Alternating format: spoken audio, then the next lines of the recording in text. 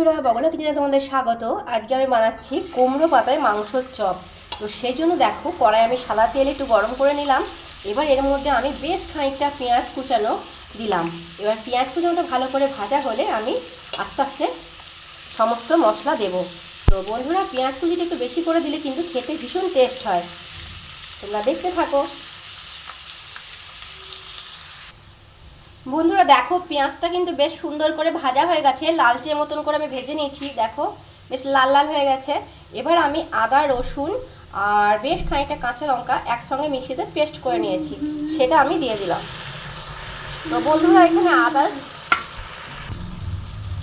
রসুন কিন্তু আমি একটা একদম ছোট থেকে একটু বড় নিয়েছি, আর আদাটা একটু বেশি, আর কাঁচা লঙ্কার পরিমাণটা একটু বেশি। একটু গোলমরিচ গুঁড়ো দিয়ে দিলাম, এটা একটু ঝালঝালি খেতে ভালো লাগে। আর স্বাদ মতন আমি একটু লবণ দিয়ে দিচ্ছি এখনই। স্বাদ মতন একটু চিনিও দেবো, একটু চিনিও দিয়ে দিলাম।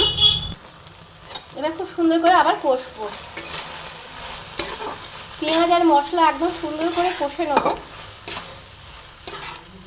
সুন্দর একটা স্মেল যতক্ষণ না বেরোবে, এটা ভালো মতন আমি কষতেই থাকবো।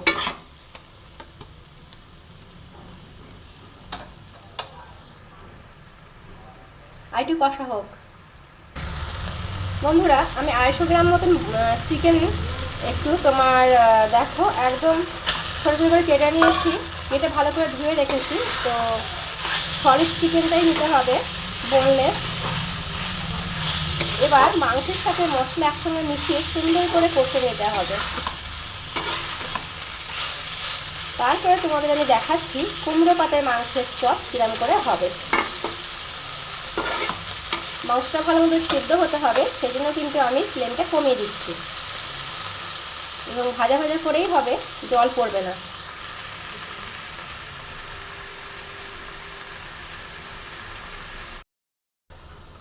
দেখো বন্ধুরা, চিকেনটা কি সুন্দর কষা কষা হচ্ছে। তো ভালো মতন রান্না করে নিই। আর একটু হলুদ দিয়ে দিচ্ছি। আমি কিন্তু জল দিইনি, এটা আমি যেহেতু ফ্লেমটা কমিয়ে দিয়েছি, চিকেন থেকে এমনিই জল বেরোচ্ছে। ভালো মতন রান্না না করলে হবে না।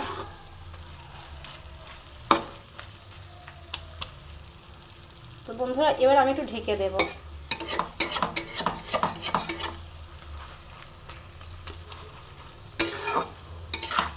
সুন্দর করে মিশিয়ে আমি ঢেকে দেব। তো আমি একটু ঢেকে দিচ্ছি, আর ফ্লেমটা আমি একটু মাঝারি করে দিচ্ছি। মাঝারি করে দিলাম।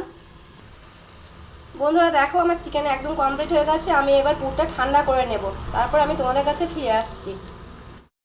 বন্ধুরা দেখো, আমি কুমড়ো পাতা নিয়ে নিয়েছি। তো যেহেতু আমি কুমড়ো পাতায় মাংসের চপ করবো, সেজন্য দেখো কচি কচি কুমড়ো পাতা নিয়েছি। হ্যাঁ, কুমড়ো পাতাটা কিন্তু বড় পাতা নয়। আচ্ছা, এবারে এই পাতা আমি ভালো করে ধুয়ে পরিষ্কার করে রেখেছি। আর চালের গুঁড়ি আর কর্নফ্লাওয়ার একসঙ্গে আমি মিশিয়ে নিয়েছি। আর রেখেছি দেখো ব্রেড ক্রাম্ব। তো আমি করি, তোমরা দেখতে থাকো। তো বন্ধুরা, আমি চালের গুঁড়ি আর কর্নফ্লাওয়ার মিশিয়ে নিয়েছি। এর মধ্যে একটু আমি লবণ দিলাম, অল্প করে হাতে করেই দিলাম। আমি এটাকে একটু জল দিয়ে ঘন করে গুলে নেব। ভালো করে ব্যাটারটা আমি তৈরি করে নিই। খুব সুন্দর করে গুলে নিতে হবে, যেন ব্যাটারটা কিন্তু খুব পাতলা হবে না। হ্যাঁ, খুব পাতলাও হবে না, আবার খুব ঘনও হবে না। একটু জল লাগবে আমার।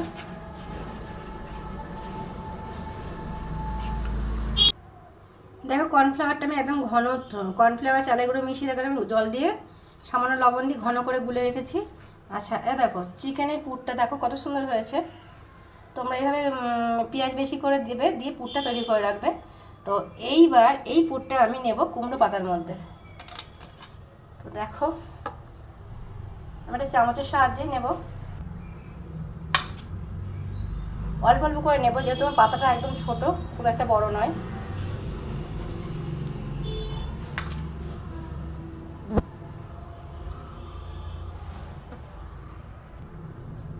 এবার দেখো, হাতে হাতে করে ভালো করে মুড়িয়ে নিও, যেন পুরটা না বেরিয়ে যায় কোনো রকমভাবে। সুন্দর করে মুড়িয়ে নেওয়া হলো। এইবার আমি কি করব তোমরা দেখো, এই যে আমার ব্যাটারটা করেছি ঘন করে, এই ব্যাটারের মধ্যে যেমন আমরা বেসনের বড়া বানাই তেমন তেমন ঘন করে আমি গুলে রেখেছি। তো এই একটু ঘন করে করলেই টেস্ট ভালো হয়, খেতেও ভালো হয়, সুন্দর লাগবে। দেখো, তো এইভাবেই ঘন করে নেওয়া হয়েছে। হ্যাঁ, তো এবার দেখো আমি ব্রেড ক্রাম্বে ভালো করে এটা গড়িয়ে নেব সুন্দর করে। তো বন্ধুরা দেখো, আস্তে আস্তে এটাকে ভালো করে ব্রেড ক্রাম্বটা দিয়ে দেবে চেপে চেপে সুন্দর করে। খুব সুন্দর খেতে হয়। এ দেখো এরকম করে চেপে চেপে নেবে। আর ব্যাটারটা কিন্তু ঘন করেই গুলবে, কিন্তু ভালো হবে তাতে।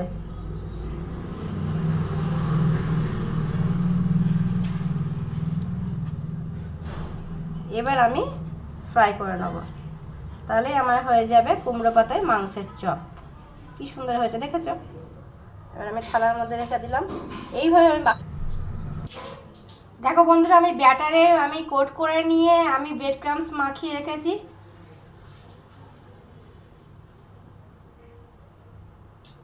দেখো আমি একদম রেডি করে নিয়েছি। এবার আমি সাদা তেলে ডিপ ফ্রাই করে ভেজে নেব, তাহলেই কিন্তু আমার কুমড়ো পাতায় মাংসের চপ একদম রেডি হয়ে যাবে। তা তোমরা দেখতে থাকো। সাদা তেল গরম হয়ে গেছে, এবার আমি আস্তে আস্তে চপগুলো ছেড়ে দেবো।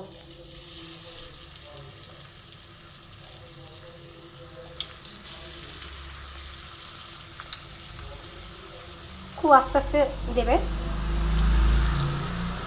যেহেতু পাতা ভরা আছে, ভেতরে পাতা আছে, কুমড়ো পাতা আছে। তো এইভাবে আমি আস্তে আস্তে মাঝারি ফ্লেম করে ভেজে নেব।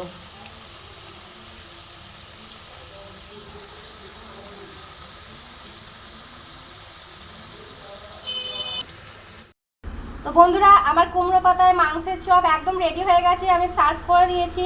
এটা কিন্তু খেতে কিন্তু ভীষণ সুন্দর হয়, হেভি মুচমুচে হয়। তো তোমরা অবশ্যই একবার বানিয়ে নিও। তোমরা অবশ্যই এবার বাড়িতে বানিও, একদম অন্যরকম খেতে হয়, একদম নতুনত্ব। আর আশা করছি তোমাদের সকলের ভালো লাগবে। আর আমার চ্যানেলটা প্লিজ একটা লাইক করো আর একটু সাবস্ক্রাইব করে দিও বন্ধুরা। দেখা হচ্ছে নতুন কোনো রেসিপির সাথে। সকলে ভালো থেকো। আজকের মতন এইটুকুনি, বাই।